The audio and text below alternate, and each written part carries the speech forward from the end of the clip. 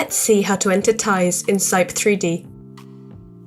To do this, we open the bar menu at the top of the interface and select the New option.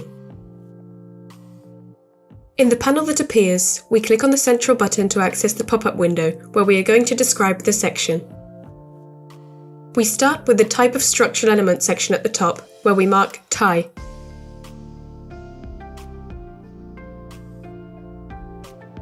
Next, we select the section from the categories proposed by the program: symmetrical angle, plate, round bar, and square bar.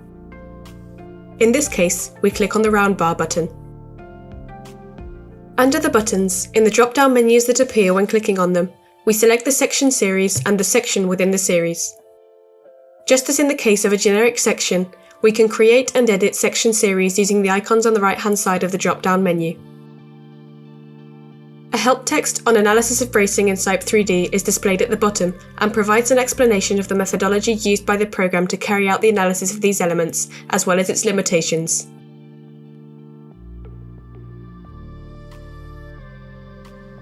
We click Accept. The tie is defined by its initial and final nodes, so in order to enter it, we must select 2 points with the left mouse button. To confirm the insertion of the tie, we right-click the mouse. The ties must form part of a braced frame shaped in the form of a diagonal cross.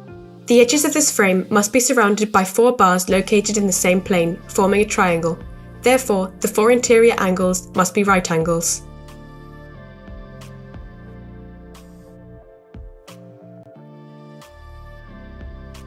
We can also define the perimeter of a braced frame with only 3 bars if the end of 2 of them is stiffened by an external fixity, as in the case of a frame formed by 2 vertical bars joined by a horizontal lintel.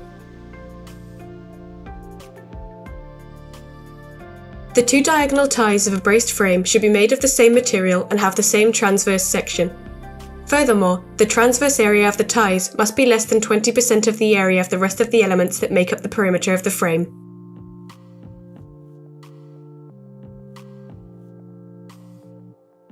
Finally, it should be noted that when inserting ties in the same frame, the Generate Nodes at Intersection Points option in the bar menu should be deactivated, as the elements must be independent of each other.